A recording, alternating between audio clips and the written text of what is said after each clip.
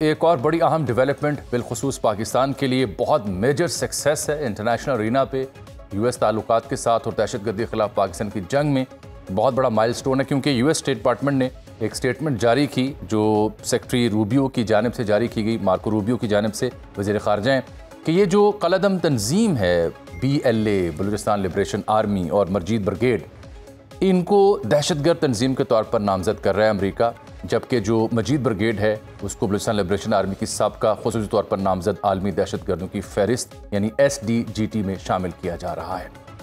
ये पाकिस्तान का मुतालबा भी रहा है। ये किस कदर इम्पॉर्टेंट डेवलपमेंट है, इससे क्या पाकिस्तान को फ़ायदा होगा, ये BLA क्या थी, इस सब पर बात करने के लिए हमने रब्ता किया है। मैं जनरल रिटायर्ड तारिक रशीद साहब से, दिफाई तजिया निगार हैं। जनरल साहब, बहुत शुक्रिया आपके वक्त का।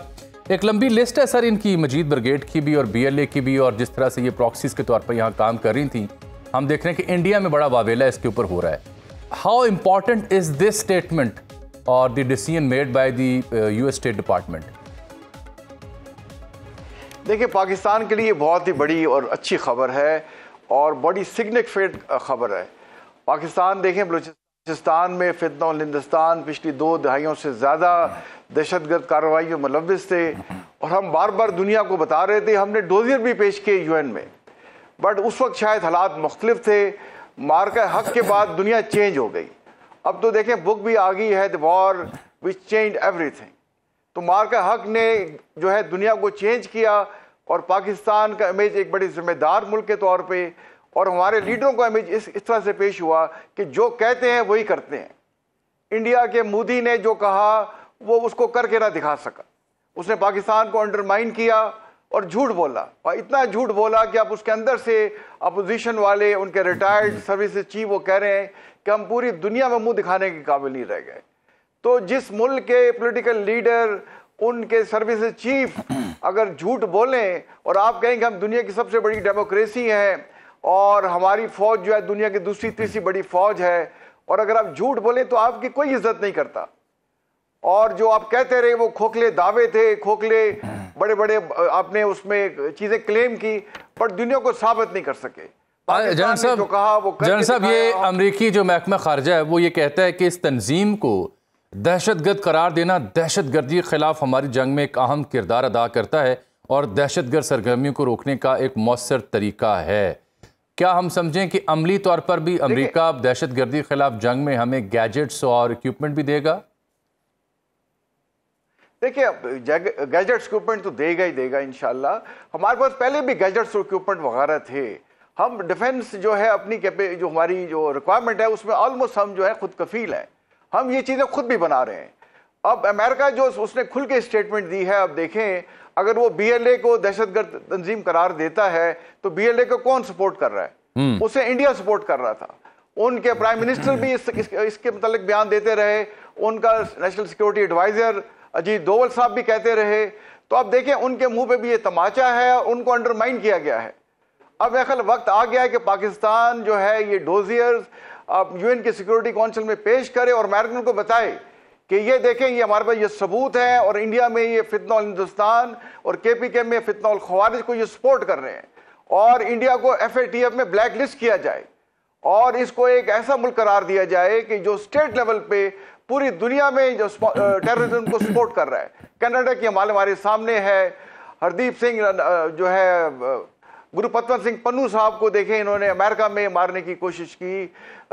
उसमें कतर में इनके 9 नेवल ऑफिसर जासूसी करते पकड़े गए। रॉ का नेटवर्क ऑस्ट्रेलिया में डिस्कवर हुआ और पाकिस्तान में तो ये कार्रवाई कर रहे हैं। तो अब ये इंडिया जो है दुनिया के सामने एक्सपोज हो गया है और दुनिया पाकिस्तान के साथ मिलना चाहती है, पाकिस्तान को सपोर्ट कर रही है, और इंडिया उतना ही इंटरनेशनल लेवल पे आइसोलेट हो रहा है। और अब देखें, रिसेंटली उनके अपने अपोजिशन में 300 पार्लियामेंटेरियन ने राहुल गांधी के साथ इलेक्शन कमीशन की तरफ मार्च किया और उन्हें गिरफ्तार किया गया। 272 से तो उनकी गवर्नमेंट बनी हुई है और उससे ज्यादा लोग जो है मोदी के खिलाफ हो गए और मोदी को समझ नहीं आ रहा कि वो क्या करे। अच्छा, ये आप देखेंगे, ये जनरल साहब, ये जो बात आप कर रहे हैं इंडिया वाली, अजीत डोवल से लेके बाकी आपने ठीक निशानदेही की, स्पेशली उनका मीडिया जिस तरह से बलूचिस्तान में BLA और कलअदम तंजीमों की दहशतगर्दी पर मबनी कार्रवाइयों को कवरेज देता था, हाइप देता था, जिस तरह वो प्रिडिक्ट भी करते थे उनके तजिया निगार भी। ये अमेरिका की जानिब से इन तंजीमों पर पाबंदी और कलादम करार देना, ये कितना इंपॉर्टेंट और बड़ा सेटबैक है फॉर इंडिया?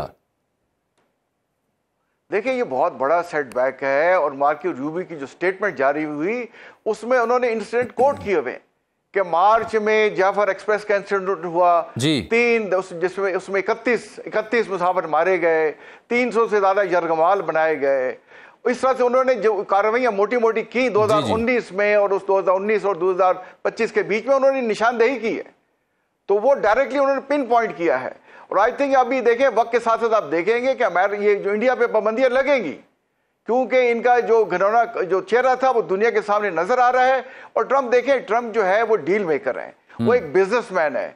तो पाकिस्तान में उन्हें नजर आ रहा है कि पाकिस्तान में माइन एंड मिनरल का पोटेंशियल है। और उनकी आप ये स्टेटमेंट देखें कि हो सकता है नियर फ्यूचर में पाकिस्तान इंडिया को ऑयल एक्सपोर्ट कर रहा हो। तो मुझे तो इस चीज का मैं शायद बलूचिस्तान में जब मैं ऑपरेशनल कमांडर था तो मुझे वहां बताया गया माइन एंड मिनरल डिपार्टमेंट की तरफ से कि बलूचिस्तान में ऑयल एंड गैस है वो अगर ईरान और मिडिल ईस्ट से ज्यादा नहीं तो कम भी नहीं है। और फिर ऑफशोर ड्रिलिंग की भी बात हो रही है।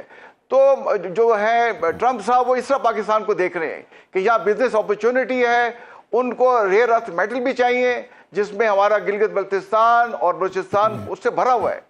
तो इंशाल्लाह आप देखेंगे कि पाकिस्तान जो है अमेरिका के साथ इनके दिल में तल्लुकात मजबूत होंगे। और इस वक्त पाकिस्तान एक आइडियल पोजीशन पे है। पाकिस्तान की इस वक्त जो पोजीशन है, हमारी हिस्ट्री जो पिछले 78 साल की है उसमें कभी नहीं थी। चीन हमारा असली दोस्त है। जनरल साहब, इसके अलावा देखें ना, पानी का मसला इंडस वाटर पॉलिसी के साथ हल किया। तो अब फील्ड मार्शल की एक स्टेटमेंट थी, उनसे मंसूब बयान था जिसका मफहूम कुछ यूँ था कि अगर इंडिया को रिजर्वायर बनाता है तो हमारे पास मिसाइल्स कितनी रेंज है कि उसका भी हिसाब तब किया जा सकता है। डू यू थिंक कि Pakistan is capable to do that, कि अगर इंडिया पाकिस्तान के हिस्से के पानी के ऊपर कोई ज़ख़ीरा बनाता है तो फिर हमारे मिसाइल हरकत में आ सकते हैं? देखिए, हमने मिसाइल किस लिए बनाए, हमने ये न्यूक्लियर कैपेबिलिटी किस लिए हासिल की है? हमने इसलिए हासिल की। और हमारी जो सारी कैपेबिलिटी है, चाहे कन्वेंशनल हो चाहे अनकन्वेंशनल हो, ये इंडिया स्पेसिफिक है। हमारा तो और दुश्मन दुनिया में है ही कोई नहीं। इंडिया इज ओनली जिसने पाकिस्तान को दिल से तस्लीम नहीं किया। तो इंडिया ने अगर जरूरत की पाकिस्तान का पानी बंद करने की या दोबारा हम पे हमला करने की कोशिश की, तो पाकिस्तान के पास जो फुल स्पेक्ट्रम डेटरेंस है, कन्वेंशनल अनकन्वेंशनल, हम जरूर इस्तेमाल करेंगे, इसमें कोई शक नहीं है। तो हमारे फील्ड मार्शल ने मार का हक में जो कहा वो करके दिखाया। और ये उनका रिजॉल्व था जिसको दुश्मन को पता चल गया, तो इसलिए वो घुटने पड़ गए जाके अमेरिका के और दूसरे मुल्कों की हमारी जंग रुकवाएं। अगर वो जंग ना रुकवाते तो हमने इंडिया का सफाया कर देना था। ठीक, बहुत बहुत शुक्रिया जनरल रिटायर्ड तारिक थे जो इस इंपॉर्टेंट के ऊपर तबसरा पेश कर रहे थे। बाखबर रहिए हर जगह हर वक्त बर वक्त। अभी सुनो न्यूज का यूट्यूब चैनल सब्सक्राइब करें और बेल आइकन पर क्लिक करें और जानिए मुल्की और गैर मुल्की हालात व वाक़यात यकीन के साथ।